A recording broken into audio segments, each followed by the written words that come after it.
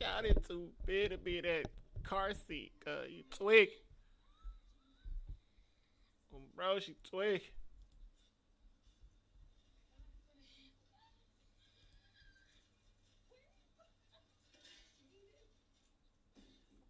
Dang. Oh, ah, ah. Yo, that's funny, cuz.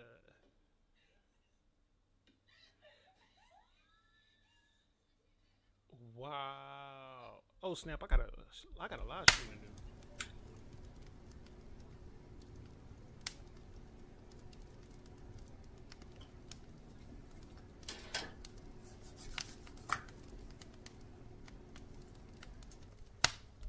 Okay, here we go.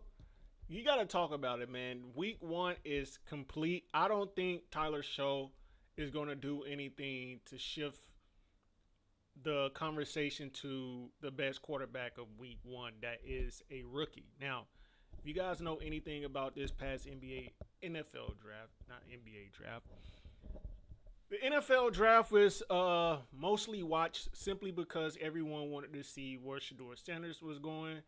And Cleveland's viewership on their game one preseason game, it went from 10 million to 100,000 in 3 quarters. After 3 quarters. Once Tyler Huntley was put into the lineup, everybody turned the TV off. Everybody turned the game off because nobody's watching the Cleveland Browns simply because they're fans of the Cleveland Browns outside of, the core fan base of the Cleveland Browns. I mean, since 1989, your team has only been able to put up 4 double-digit win seasons since 1989. Since 1989, 4 double-digit win seasons. And the fans still show up. You want to talk about delusional, but that's understandable because what else is there to do in Cleveland, Ohio, other than go support the Browns and the Cleveland Cavaliers and the Cleveland Indians? You got to waste your money on something. You don't have nothing else to waste your money on, so why not waste it on a terrible franchise like the Cleveland Browns? But you guys got a bright spot in Shedeur Sanders. I'm not going to look at his tape because the last live stream we already talked about it. This one we're going to focus on every other rookie that was drafted before him or any rookie that was drafted to a team that desperately needs a franchise quarterback that could have desperately traded up to desperately select Shedeur Sanders higher than the 6th pick in the 5th round, which is crazy. Not only that, let's go to point out the fact that we were all questioning why would they sign Tyler Huntley when you have Joe Flacco, who's healthy and available. So why not just let Joe Flacco play quarter one since you already were going to play Shedeur all 4 quarters anyway, but you didn't want to look like complete idiots, so you just play him 3 quarters. Why not just play Joe Flacco? There's nothing wrong with Joe Flacco. Joe Flacco was not injured coming into training camp. Joe Flacco was not injured last year. Now, Joe Flacco is injured as a starting quarterback with a losing record every single year outside of 2023, ironically, when he joins the Cleveland Browns and Kevin Stefanski, who is probably their best coach in franchise history in their modern era. Let's be clear. 4-1. Comeback player of the year. How do you win comeback player of the year by playing 5 games? Granted, since 2017, that was his first time ever winning. You guys know he was with the Jets, the Colts, and it got so bad in Baltimore, even with the injury, I think, they decided to up. Let's focus on Deshaun Watson. Let's not focus on Deshaun Watson because I'm still trying to figure out why would the Cleveland Browns trade for Deshaun Watson when they have not Johnny Manziel, but Baker Mayfield. And Baker, back to the point. Okay, you guys know Cam Ward was drafted first. Jackson Dart was drafted second. Tyler Show third, fourth, fifth. Shedeur was the 6th quarterback taken in the draft. Also, too, Pittsburgh desperately needs a quarterback. Can you imagine if Shedeur was playing for the Pittsburgh Steelers right now as their starter in preseason, gearing up for the farewell tour that no one wants from Aaron Rodgers? What about the Indianapolis Colts and their debacle of a franchise carousel that they're going through right now? If you guys watch the Colts game in the preseason, you should know. And this is why training camp is very important. A lot of people, all of a sudden, now that Shedeur Sanders is trying to fight for reps don't matter when it comes to Shedeur. Playing with the starters don't matter. Playing with the second team don't matter. The third team, not everything don't matter because Shedeur Sanders. It's crazy how much the goalpost is moved to fit other folks' narratives when they want to create a narrative around a certain player. It's crazy. But Will Howard is their quarterback of choice, which is crazy. Riley Leonard was their quarterback of choice. The Texans didn't need a quarterback. Let's be real. Oakland, you need a quarterback. Could have drafted Shedeur. San Francisco, let's not even talk about them. I would have loved to see Shedeur go to the Dolphins. Because you already know, what's his name from Alabama is not even going to be there. Because once he get hit trying to scramble, he going to be out with a concussion. And there goes your season, yet again. So, the first quarterback to talk about, Jackson Dart, had the second best performance, but did not outplay Shedeur by any stretch of the imagination, although he did look good out there. What are we discussing? He has to beat out Jameis Winston, and the job is already secured by Russell Wilson, so he's going to be probably a year or two out. It's probably this Alex Smith leaving out to Patrick Mahomes to enter, Jordan Love entered when Aaron Rodgers left, Aaron Rodgers entered when Brett Favre. We got to see what I'm getting at. This is going to be that same situation, but depending on how well Russell Wilson plays, because Russell Wilson is not even close to retirement. Russell Wilson is, I wouldn't say he's in his prime, but 36 years old, depending on how he plays this year, who knows? We could probably see him play four more seasons. Right now, every quarterback is looking to play to 40 years old. I mean, Aaron Rodgers, Tom Brady played till he was almost 50. So he's made it seem like every quarterback can play into their 40s. We've seen Brett Favre play into his 40s. Peyton Manning, if I'm not mistaken, almost made it. Eli, I think, almost made it. So quarterbacks can play until age 40. They're like the only position or player on the football team that can play well into their 40s. Now, we see a couple of other players outside of quarterback getting into, their high 30s. But let's go to take a look at what Jackson Dart was able to do in his debut for the New York Giants. Like I say, he had the second best performance in week 1. I don't think Tyler Show is going to do enough for the Saints to, move the needle for the best performers. Little simple passes for Jay Dart there. Can't wait till all of the memes that come about, with Jackson Dart throws a dart to Odell Beckham Jr. for a 50-yard. Okay, I'm tweaking. But nice little throw. 150 yards. This is why reps in training camp and OTAs matter. Because once you get to that real game action, you practice so much. You got so many reps. So once that real game time speed happens, it's like, you practice. You practice it. All you have to do is go out there. Look at this. Look at this play by Jackson Dart. Underperformed at Ole Miss. Ole Miss should have went further than what they did in college. But when the play breaks down like this, or when the pocket collapses on Jackson Dart, look at that. Look at that move. He looks like I don't think, was there ever a mobile quarterback that was white? I was going to say he's looking like Shedeur Sanders out there, but that was a nice little play once the pocket broke down on him. Look at that throw. Like I say, it is preseason. Oh, yeah, we're overreacting. I don't care. We're going to overreact because I like the conversation about reps not mattering because of a certain player named Shedeur Sanders. All of a sudden, reps don't matter. OTAs don't matter. Training camp don't matter. Preseason don't matter. All these things don't matter as if this isn't real game, real live. And why would they put the freaking labels? Oh, next up, we're going to Cam Ward. You got to see the performance that Cam Ward put up. 62%, 67 yards. Lax performance from this guy. I was expecting more from him. Pass breakup. You're gonna see a lot of pass breakups. You're playing against pros now. You're not playing against college talent, even though college rosters have NFL ready or NFL caliber players on them. We're gonna see what he's able to do. And what I like about these quarterbacks now, they can make plays from the pocket. The quarterbacks that I'm seeing coming out of college, Jalen Milroe, Shedeur Sanders, Cam Ward. My bad, I hit the reset. Jackson Dart. I'm seeing a lot of these rookie quarterbacks coming in, and it's not the quarterback position is evolving. No longer are you just going to see that quarterback that just stays in the pocket 24/7. You're going to have to be able to make some plays coming out of the pocket.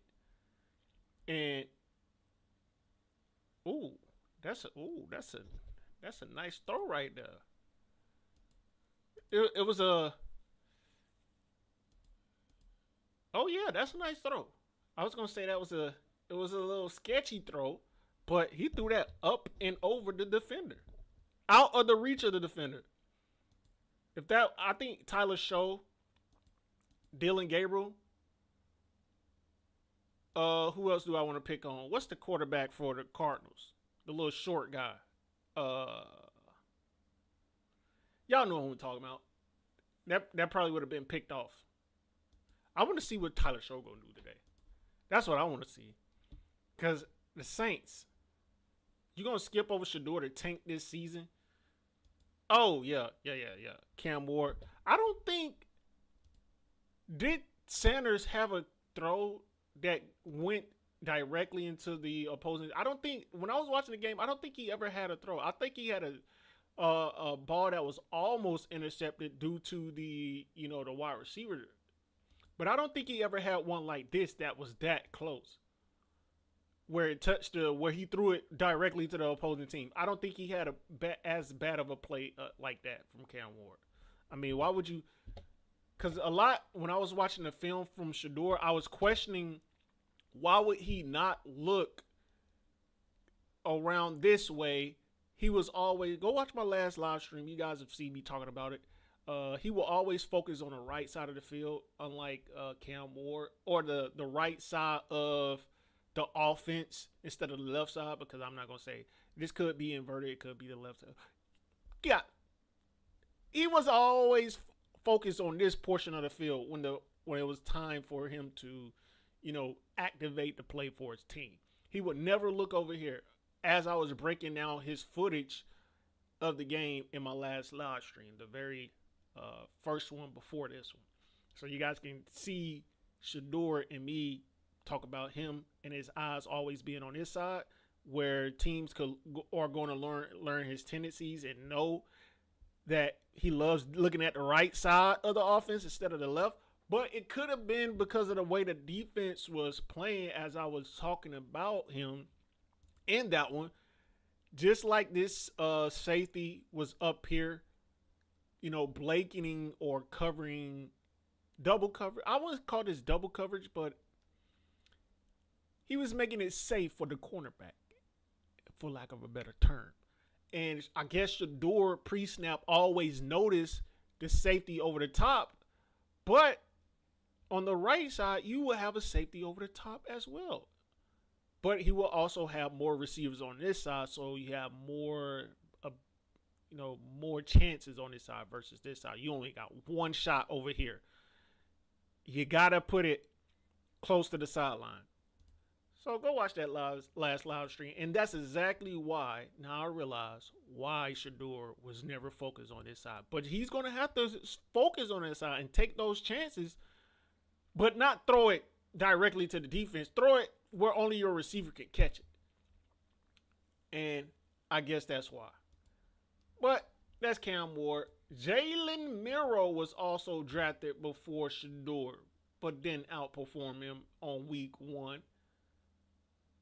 and he has Sam Darnold and Drew Lock. If you can't beat out Sam Darnold and Drew Lock, my guy, you let Drew Lock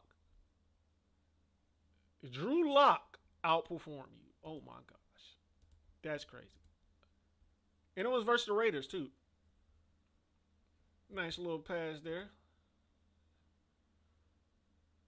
Pass breakup. That's on the receiver right there. You got to get some better hands, guy. I know he jumped the route, but let's be real. Get some better hands.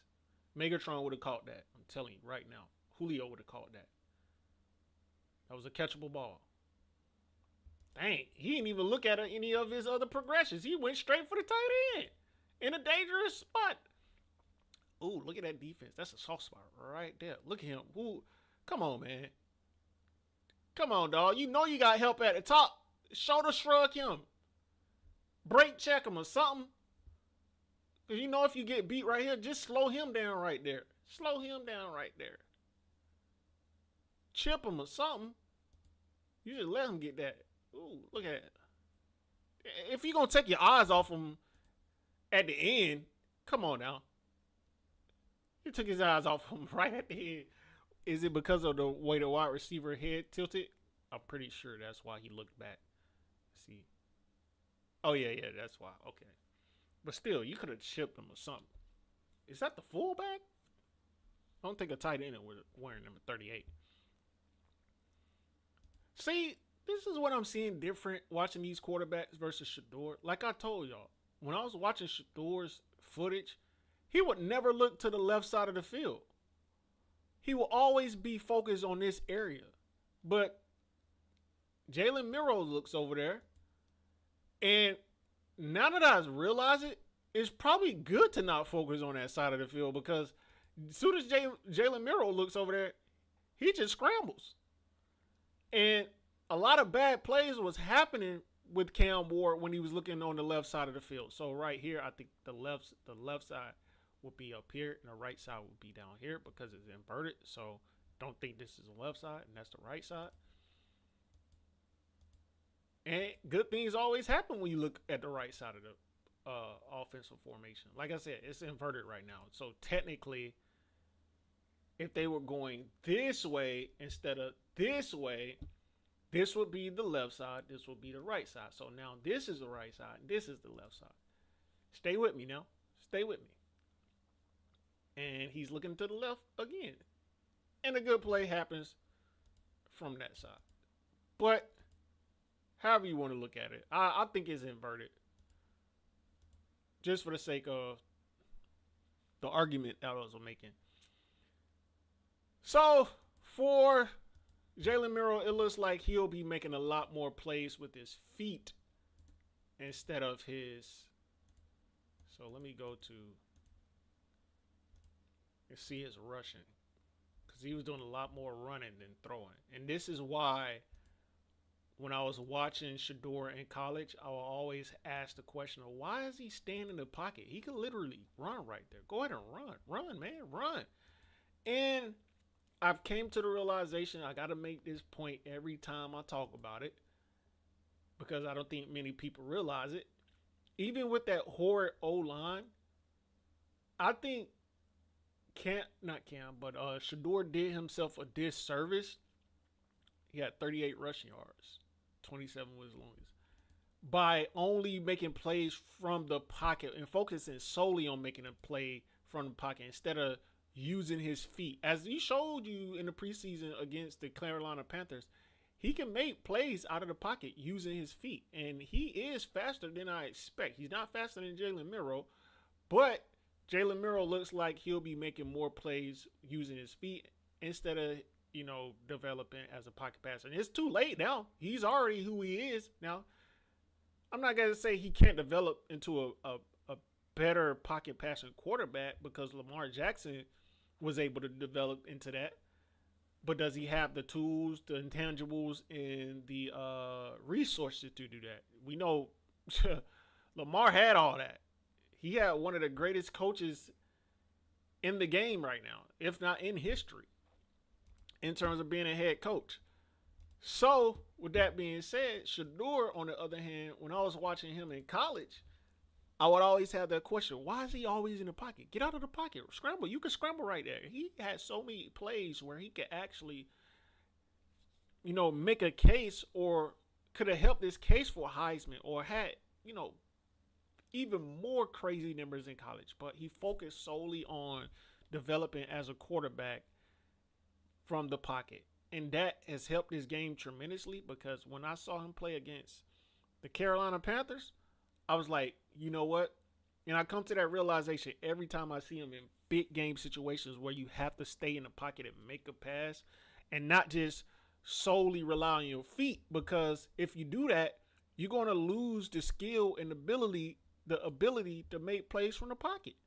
If you continuously run, absorb, get sacked a couple times, get hit a couple times. You know, don't always count on your feet. And that's what hurt Cam Newton. That's what hurt Tim Tebow. They failed to, stay in the pocket and learn it. But Dylan Gabriel out with injury. And I came to the realization that, you know what? Bringing in Tyler Huntley was probably a real decision by the Cleveland Browns, although that's kind of hard to say because since 1989, those guys have not been able to win more than 4 times 10 games or more. I know I butchered that, but 4 times since 1989, the Cleveland Browns have won 10 games or more in a season. And 2 of those 10 plus win seasons has come because of Kevin Stefanski as a head coach.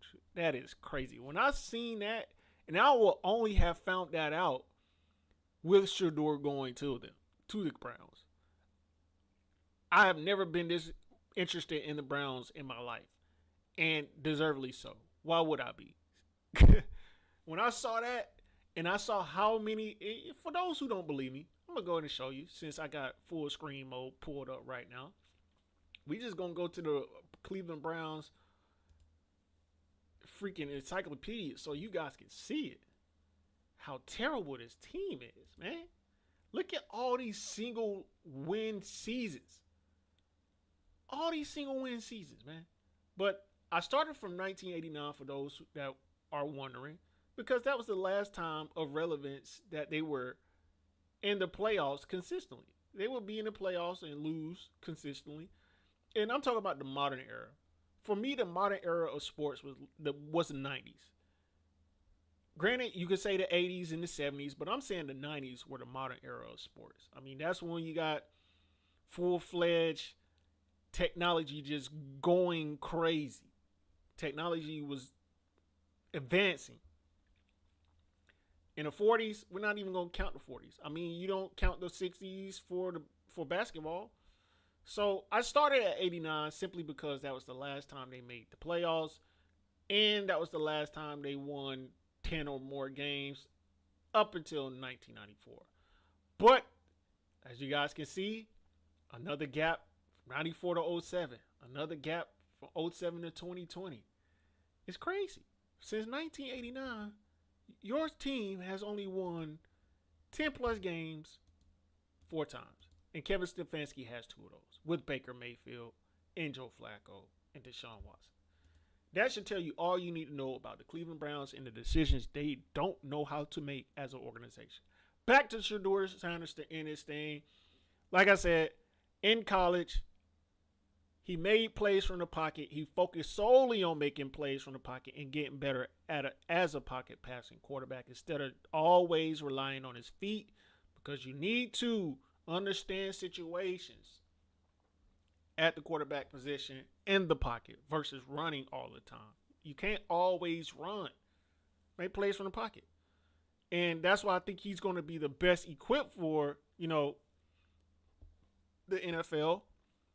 And a lot of people saying, oh, other teams, they could have drafted him.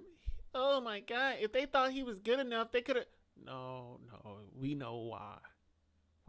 And I talked about it in the first live stream, in my last live stream. So I'm not getting back into that. Go watch that live stream. Very informative about Shedeur. I think when the next depth chart rolls out, he's got to move up to QB2. He should be QB1. But why would they bring in Flacco, Pickett, draft Gabriel, and Sanders? The Cleveland Browns, I'm not putting it past them to make the right decision. And when does he play again? He plays Saturday, and I will be live streaming my reaction on that. I won't be live streaming the game, and he's going to be going up.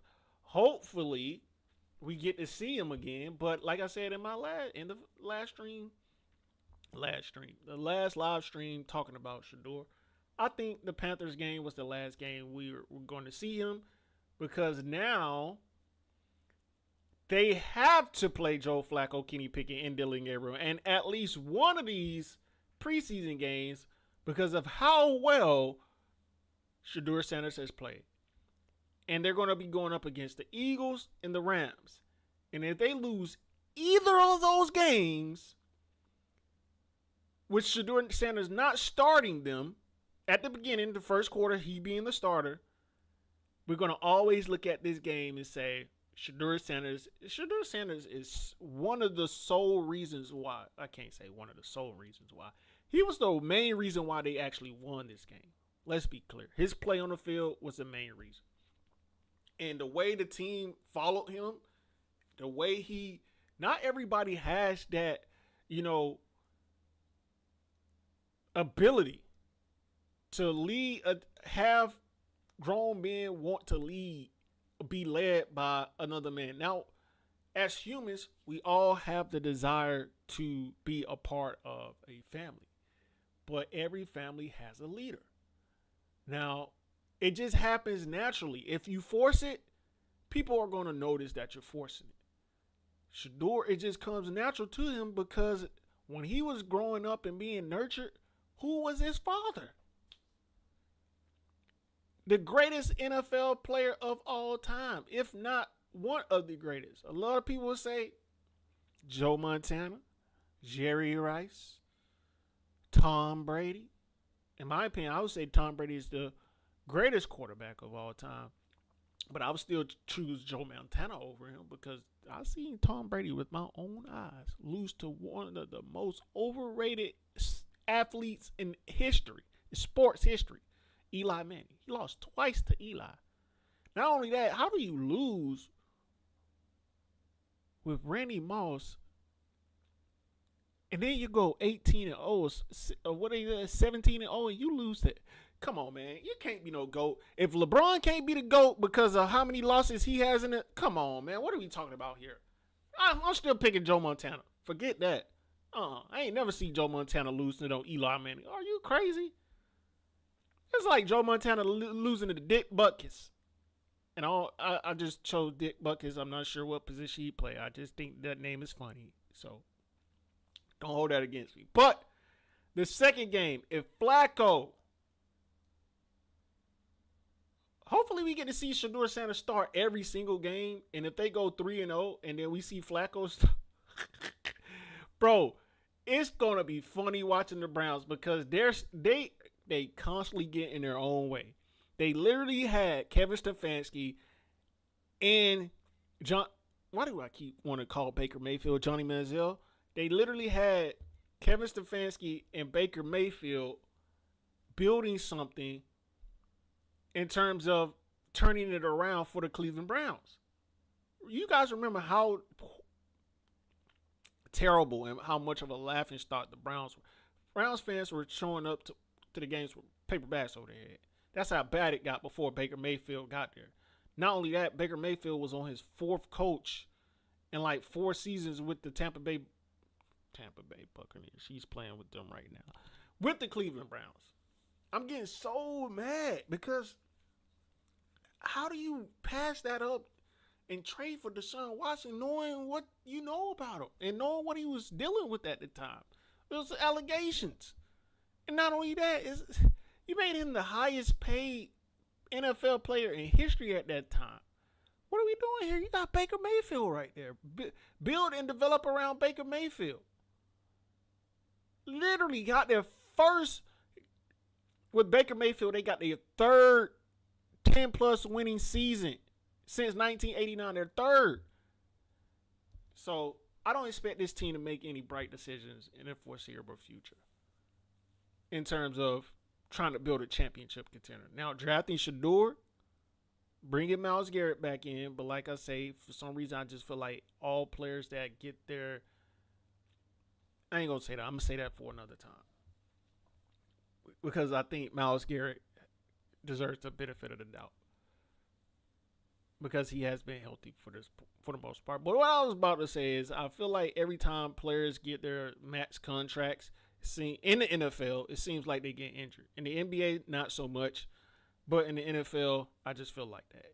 Not every player gets injured because the quarterbacks 9 times out of 10, I just feel like that, man. Either they get the money. You know what I think it is? I think it's the diva players that get their money and then it just goes haywire. The humble players, not so much. Even though injuries happen to, all players. Injuries could happen to any player at any given time. I should say that because they don't happen to all players. But it's just history repeats itself. I mean, Le'Veon Bell, Antonio Brown, who else? Ndamukong Suh.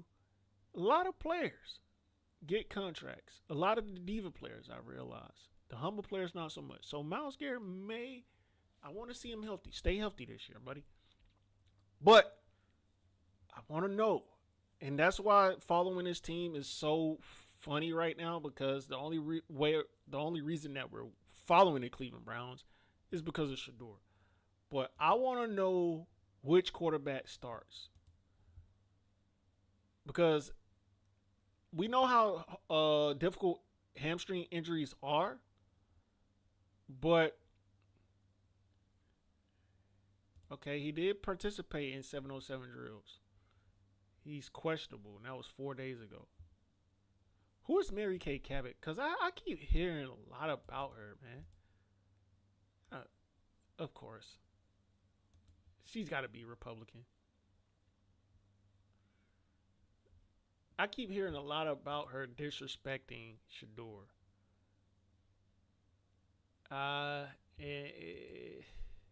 We're not going to bring politics in this, but you guys know.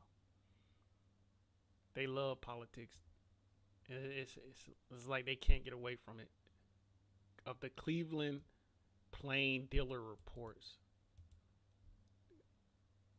Oh, I guess it's the Cleveland Plain Dealer? The Plain Dealer. It's the newspaper for Cleveland, I guess. Wow.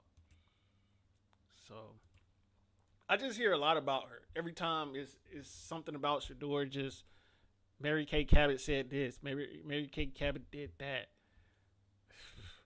It's crazy.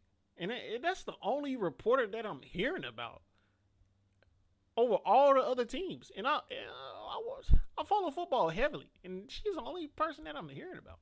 You got to be doing your job very terribly when it comes to you being, when you got all these, you got the newspaper for all these teams, but you're the only one that keeps coming up because of how you're writing about a particular player. That's crazy. So they have the Philadelphia Eagles next week. Next week because it's not even Monday yet. So next Saturday we'll be back, and I want to know who's going to be on that.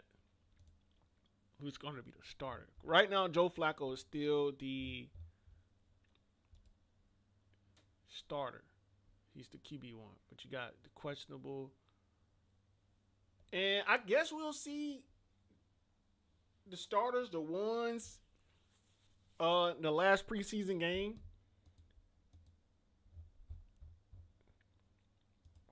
I guess in week 3 we'll see the Cleveland Browns starters against the Rams because you got to know what you got. And for all those people that all of a sudden say reps don't matter, it's just preseason and training camp, this, that, the third, it's so funny. It's so funny because if that were the case, Why even use preseason? Why even use training camp? Why even use OTAs to see how your players are performing?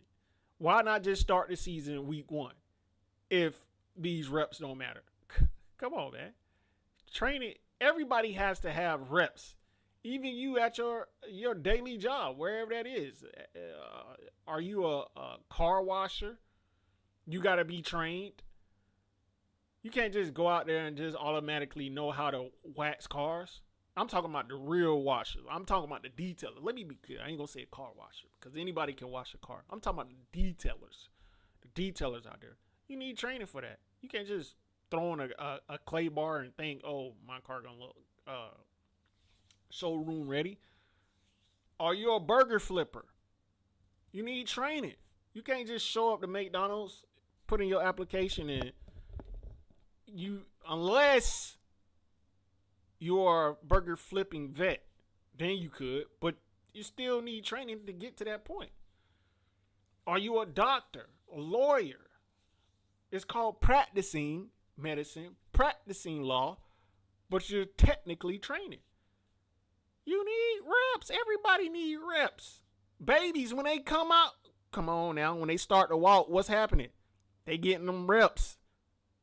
They take 2 steps and fall on their hands and knees. Everybody need reps. Even animals need reps. Come on now, what are we talking about, people? And it's always the ones that love politics, that always have something to say that's idiotic and doesn't make sense. Now, if Shedeur Sanders would have went out there and threw 2 picks and did what that Oakland Raiders quarterback did, what is his name? O'Connell. 2 picks. Aiden O'Connell from Purdue. And the reason why I'm picking on him is because that's the first game that I saw of the preseason. Because, it was on the Thursday. That's the first game highlights that I saw. When I turned on the highlights, the first thing I see is the dude throwing picks. So if this was Shedeur's stat line, everybody's like, oh, he's terrible. This, that, and the third. But since he played well, all of a sudden, it doesn't matter. He's out there in his preseason. No. If it didn't matter, the Cleveland Browns would not be what 1-0 at the moment. The Carolina Panthers wouldn't be 0-1 at the moment. It would just be blanks right there. So, it matters. Shedeur Sanders, let him continuously develop and get better. And as this live stream ends, I'd like to thank whoever's watching at the moment. Appreciate it. Come back. But I'm ending you guys with this. Reps matter. Make reps great again. Make training camp matter again. Make it good again. Because all of a sudden, when Shedeur goes out there and plays well, 2 touchdowns, 150-something yards, no interceptions. Oh, it's just training camp. Training camp don't matter. It's just preseason. Preseason don't matter. But let that man would have went out there and had 4 picks, 3 picks, 2 picks, even 1 interception. Everybody would have been important to think. See, that's why he was drafted in the 5th round. See, that's why all the teams passed him. See, that's why Jalen Miro was drafted. See, that's why Cam Ward was drafted. See, that's why Tyler Shore was drafted. See, that's why Dylan Gabriel was drafted before him. No, buddy. Shedeur Sanders is ready. He's built for this. But it's the Cleveland Browns. They're not built for anything other than losing and mediocrity. The Cleveland Browns since 1989 have only 4 10-plus wins in a season. Just 4 since 1989. Think about that. Since 1989, how do you as a franchise How does the NFL allow them to continuously operate with 4 10-plus win seasons since 1989? Whew, that's crazy. Cleveland Browns fans, I feel bad for y'all. Y'all literally wasting y'all money. Got a dime and a two-seater, real life she fine in a new Beamer. I spin my game in a white beetle. Can't smoke but I feel fine.